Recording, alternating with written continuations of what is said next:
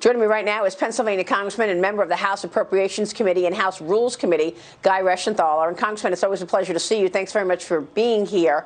So Kamala Harris is talking about agriculture and one of the issues in terms of this migrant surge. She says she wants to get to the root cause. What are your views on that?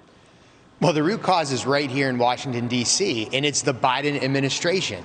Maria, they could stop this crisis by just adopting the policies that President Trump put in place, reconstructing portions of the border wall that they tore down, ending the catch and release program that was a failure under the Obama-Biden administration, and then, of course, reinstituting the asylum in place procedures where these immigrants don't have to make the dangerous trek through Mexico. They can just seek asylum to the United States by staying in place or seeking it in Mexico rather than handing their lives over to the coyotes and the Mexican drug cartels. So this talk about climate change and agriculture, it's a deflection from the real cause of the problem, which is the Biden administration's policies. And also, the Democrats will never fail to bring up climate change, because with the topic of climate change, they can bring in policies like the Green New Deal and bring in centralized planning and socialist policies. So, of course, they're going to try to make this crisis fit their overall narrative of more government control.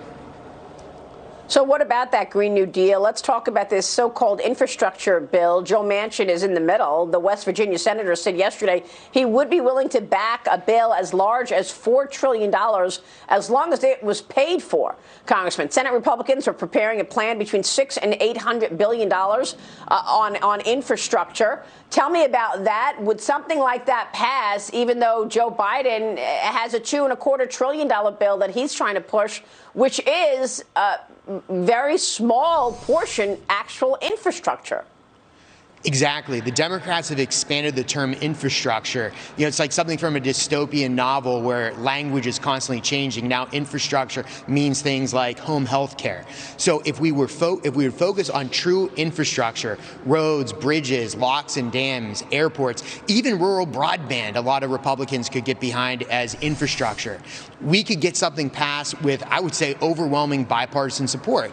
But the Democrats can't do that because they promise their radical base things like tax credits to solar power, electric vehicle funding, which of course goes directly to China, and then of course these socialist policies, higher tax rates, home health care issues, which we can have that debate. We might be able to support that, but don't do it under the guise of so-called infrastructure spending.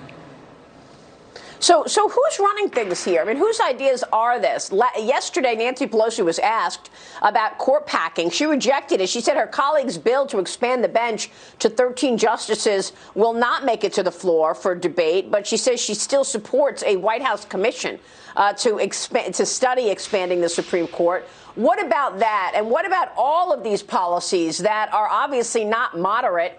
If Joe Biden says he's moderate, but he's passing all of this stuff, who's running things in your view? Well, remember, Joe Biden is just the Trojan horse. He promised that he was going to unite the country. He was going to govern as a moderate. He was going to seek bipartisan solutions. But it's the far left that's really in control of this party. And they have zero inclination to work with Republicans. They want to cram through a far left agenda. And as far as it comes to court packing, I don't take Nancy Pelosi at her word on this. I think that the Democrats are biding time with this commission. And what I mean by that is this.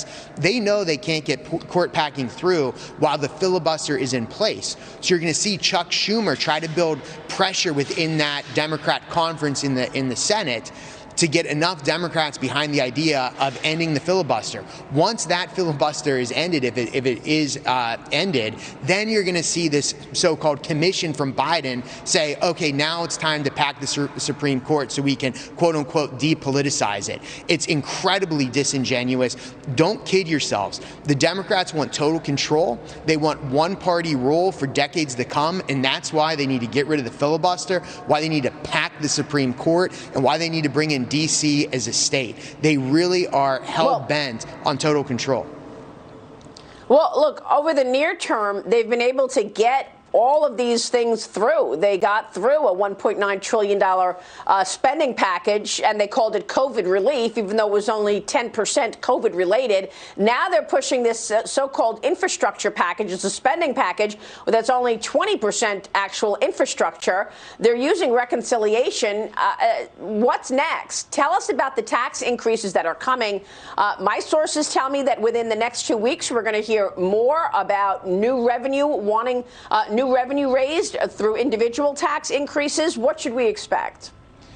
Well, the reason why they're doing everything through reconciliation and through the budget is because, of course, that circumvents the filibuster, and they just need a 50% vote. But as far as taxes go, yes, they're around the halls of Congress talking about corporate income taxes hikes, personal income tax hikes, doing away with things like the stepped up basis with tax planning. It's a horrible idea because, Maria, at the end of the day, the only way you increase government revenue is growing the GDP. That's the only way you do it. And the only two ways you grow GDP is you either cut taxes or you reduce regulation, or preferably you do both. But when you have these high corporate income taxes, it's going to take more corporations offshore. It's going to make it less competitive for companies to expand business in the United States, and it's going to actually shrink the GDP or slow its growth. And then, of course, we're not going to get the revenue that's projected. So that's what's really a shame about all this, is it has the exact opposite intended consequence that the Democrats are promising. All right, that's too bad. Congressman, it's good to see you this morning. We'll keep watching the news flow on all of this. Congressman Guy Reschenthaler this morning